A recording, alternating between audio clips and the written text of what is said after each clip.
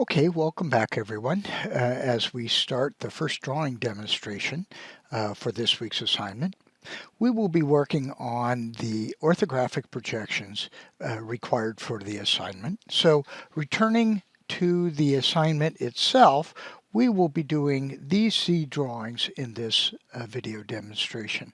These, again, are intended to be rough drawings or blockouts for your final drawing. So when you're done with this exercise, you will have drawn all the elements here that are required for the assignment, and we'll then go over them in a more precise and quality manner, such that your drawings will show your best line weight, line control, and line quality for each of the drawings. So referring back to last week's or the previous module where we had an opportunity to exercise those skill sets that are needed for lines and of different line weights and line quality, then we want to make sure that we are using those skill sets that we acquired in that lesson.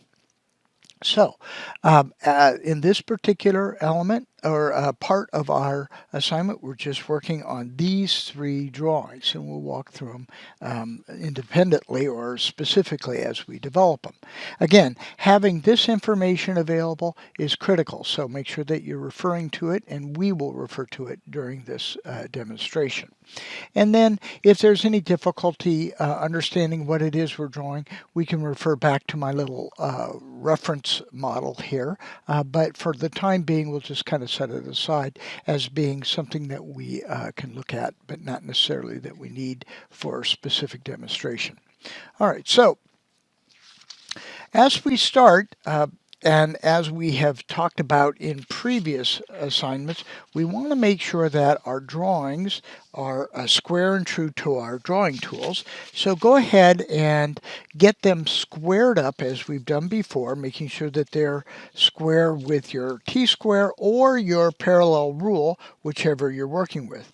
So I'm going to do that here. And I'm just going to be working on one side of the sheet so that it is generally correct and true. Okay, so now as we start this part of the demonstration, what we want to do is make sure that you have all your tools. As mentioned previously, we want to have triangles, pencils, scales all available for this assignment. So our sheet is down. We're going to start with the simplest requirements. Again, returning to the drawing. It's example here for the mock-up. What we want to make sure is we're going to draw the top view. And that top view should be oriented this way so that this element is centered down. Okay, that's the easiest way to start. So we're going to start that way, and then we're going to come back to it in just a minute. So using this reference, we're going to look at this and we're going to say, okay, this thing is now really elemented or oriented such that the this lower portion here is going to be pointing down. This is going to be on the left side, and the side you can't see so much, but again symmetric, will be provided on this side. So as we start this assignment, we should bear in mind that we're going to be working in this portion of the drawing, and so we'll just place the drawing up there. The first thing that we know is that we have a width across here that is not provided, but we can add it up. We have 2 units here, 4 units here, and then we know that this is symmetric, so this distance here is 2. 2 plus 4 plus 2 is 8. So we're going to draw a horizontal line that's 8 units across, or 8 quarters, depending upon what we're referring to. So we're just going to put it up here. I'm going to mark it. Bring my drawing across. I'm going to work off the bottom end of my T-square, my parallel rule here. So I marked it, and now I measure. Okay, measure, mark, back and forth, that's what we're going to be doing. So So I'll draw these in a little more darkly in just a minute. So anyway, as a result, we have 8 units across here, across the backside. Now we're going to draw 6 on this side and 6 on the backside. So we're going to come over here, we're going to measure on this side and on this side.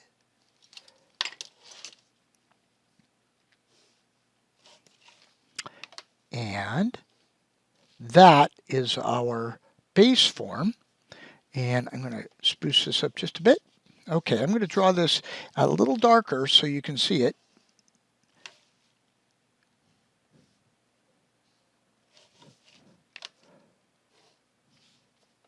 Again, trying to be precise, but it is a rough out. So 8, 6, 6. And I just came in a couple units on each side here because I know that's where it's going. And indeed, if I look at our example here, 2 units in. So I measure 2 more quarters and do it on both sides because, again, it is symmetric. There we go. And how far down do we want to go? We want to go 2 units down on this side and 2 units down on this side. This 3-unit thing we'll get to in just a moment. So we measure down 2, measure down 2,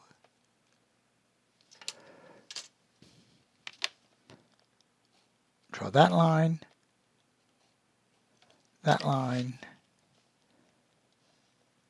there. Now, we have the basic form. We're not done yet, but we're close.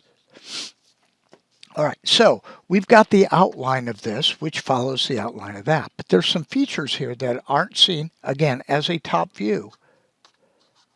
If you look at this object here, we have a ridge line here, we have a ridge line here, and then we have a valley and a valley going up to meet the ridge line or to meet the lower ridge line. So we're going to draw those in real quick. Now, the thing I want you to understand about this drawing here, all these angles, here, here, here, here, here, etc., are 45 degrees. So we're going to be using our triangle here, 45-degree triangle, and that's going to give us much of that information. We're going to have a couple other little things that happen here in a minute, but you'll see those in just a moment. Okay, so now, as we said, they're symmetric, so we're going to start with that and say that this side has 3 and 3, and that's going to get us to the ridge line there. So 6, we measure over 3. We do not have to measure on both sides because we're working with a parallel, both t-square and rule. So that's that line right there. Now we have to do this line, but we don't know. You notice there's a gap here. We don't know what that is, but you'll see how it works in just a moment. Okay, so the first thing we're going to do is we're going to measure that one. And it says that it too is symmetric, and it is set on 4 as a width. So we're going to set that, and we're going to put and stop it somewhere there. We can fix that in a little bit later. But the thing I want you to observe is that, again, 2 and 2. Now, the valley, so what we've drawn is we've drawn the main ridge, the secondary ridge. Now we're going to create the valleys. Now, because these are both 45 degrees here and here, that means that this must meet on a 45-degree angle in plan view. There's a little bit of geometry here. I'm not going to get into all the different postulates and theorems and all that. Just understand that these rules do apply, and they're very helpful once you have them kind of locked into your thinking. So I simply extend the line up 45 degrees on this side and 45 degrees on this side, and that's what our object is. You can see it here. We have all the perimeter lines up with this. We have a ridge and a ridge, a ridge and a ridge, and then we have the valleys identified. So this drawing's done. That was quick. So not complicated. Just have to keep your eyes on the model that's provided here and be thinking of what I've provided here as being more of a 3-dimensional object for comparison. Now, we're now going to change our view. We're going to use the alignment. Okay, so once you've established an alignment for one drawing, there is a relationship between the other drawings to it. And the reason we do this is for ease. It makes it simpler. And so you'll see how that works in just a moment. This next view is this view. We are taking this view as an orthographic projection. So we're taking this element and rotating it about 45 degrees, and you're going to see how that works. But we get to use this drawing as a reference. So I'm going to set this up here just as a kind of a little guide. In order to make it move quickly, we're going to try to use those alignment tools and project down from one drawing to the other. So this width did not change. It's the same. So we can use that information again. So this side is established. This side's established. This side's established. This side's established. And then we'll work with the other elements in just a moment. Back to here. So as I mentioned, we just simply project those lines down. And I did them rather light because I can erase them later. And I create a horizontal line that represents the base. And then I extend up on each side here from the base. I don't know how far yet, so you don't have to go too far. You know that the maximum height on this stuff is 6 units high. So we're going to go back and now look at the elevation elements of this drawing so that we can place those characteristics on this elevation. So the first thing that we're going to look at is that, let's start with the larger box element. We know that this thing is 6 units high total. So that means that this height here, which is this height here, is only 6 units high. So because of that, we can draw this and create kind of the larger form. Now, so I'm going to draw that. We're going to say it's 6 high. So we're going to measure it there. Again, I only need to measure once because my parallel will do the rest. So what I've done here is I've drawn the boundaries or the bigger profile of the object. What I've drawn is the base, the sides, and then the top right here. Okay, so that's easy to observe. Now, that's our form. There's a couple missing pieces. We'll come back to it in a minute. Well, let's just start on it now. One of the things that we'll observe is that this 3 units that I mentioned earlier is something that is important. That represents the sidewall heights of this element, this element, this element, this element, all the way around this thing. So that's 3, that's 3, that's 3, that's 3, that's you get where I'm going with this. Every corner that we have on this model is pretty much 3 units high. So I can come back over here and I can establish what those 3 units are. 1, 2, 3, and that marks right here. I'm a little bit high, so I'm going to go ahead and erase some of that and bring it back down. Same thing on this side. Okay, so lightly draw that 3 all the way around because it'll be helpful later. Now, what that says is that this height is 3, this height is 3, and we know it's symmetric around the center. So that means I can use that 45-degree angle again, and it should work fine. So I'm just going to do this. I'm going to mark my center line here because it's provided on the drawing. I'm just making it light because I don't necessarily want to see that. I need to know where it is.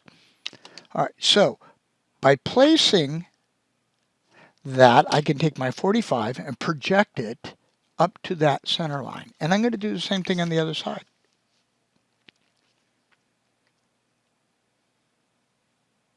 Okay, so there we go. Now, are we done? Almost.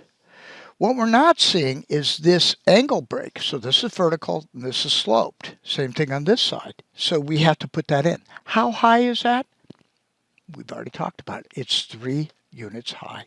So that earlier mark that I made is still relevant. And now we have completed 2 drawings. First is the top view.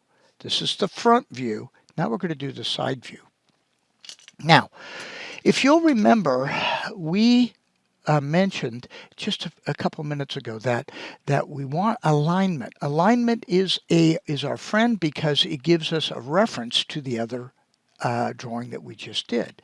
So, using that for this next assignment, so we've done the top view, we've done the front view. Now we're going to do the right view. Now the right view is going to have the same orientation vertically, but it's going to be turned. And so that means that we had the object facing this way. Now it has to face this way. So it went from here, goes to here. Pretty simple maneuver. We can use all the lines that we've already measured. So start with the baseline, shoot across, and maybe 3 or 4 inches over maximum. This probably would be quite adequate. Again, you're going to have to map this out on your own sheet to make it work. So now that we're working with the side view of this thing, we need to go back to our drawing and look at the side view. Well, we see these side view elevations are provided. What is the width of that? Okay, so I'm going to actually start and say that I got a 6 unit extend here, and then another 2 here, and that forms the boundary between the very front of this and the very back of this. So I'm drawing a quick line vertically for a reference, very light, and then I'm going to go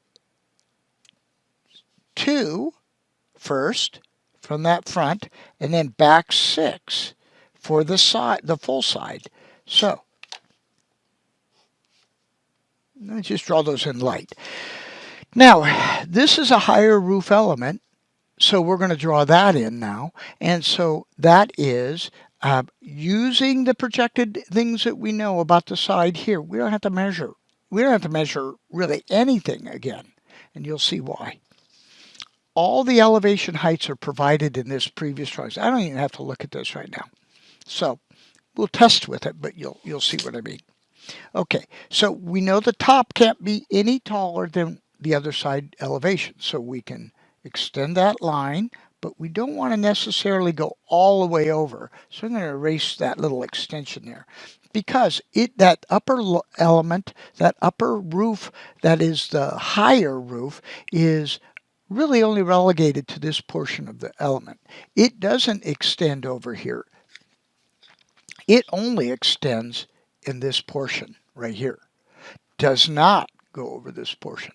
So setting that back up there, we limit ourselves from here to here. Now we can extend. How high is this? Well, there it is. There's our height for our second roof because we've already done that. I just extend that across. And we're going to see how this works together in just a moment because we're going to be applying those same 45-degree angles in completing this thing. The last element in verticality that we need to review is those wall heights that we just drew a couple of minutes ago. And how high are those? They're all 3. So this will be a repeat pattern. You'll want to remember some of these heights because they'll help us in these other portions going forward. So with that in mind, I can extend the line from this side just right on over. I don't even have to measure it. So my drawing now has all the parts I need. I just need to kind of connect the dots. So let's start with the bigger form over here, which is right here. And that's easy to do because we've got a vertical and a wall that extends up 3 on both sides. And they then extend to the center on a 45-degree angle. So now I can erase this. And you can see what we're working with. There's that form right there. That's the side form of this thing. That's that form right there. Okay, so now I can erase the other side as well. make sure my bottom line is correct and committed. So there we go. That's done. Now we're going to do this front portion of the roof and walls. Again, how high are the walls? 3 high. So we extend that over, stop it there, because that's this point right here.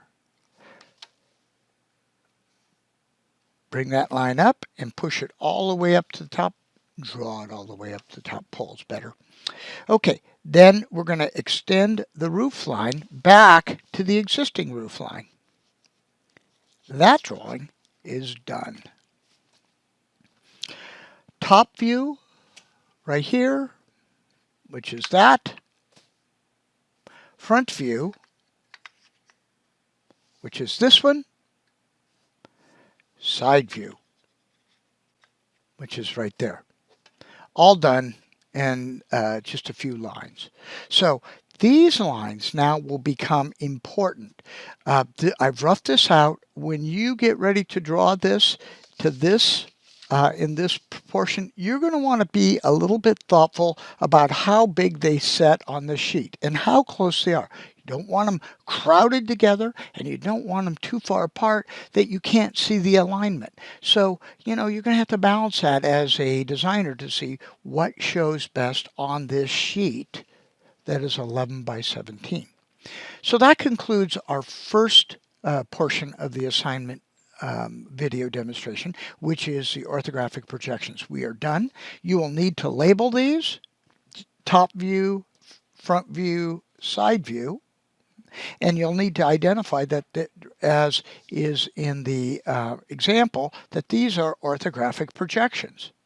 Okay, so now we're going to work on each one of these elements here and in our next video demonstration. So we'll see you in a couple minutes when we return with that portion of the demonstration. Thank you and so long.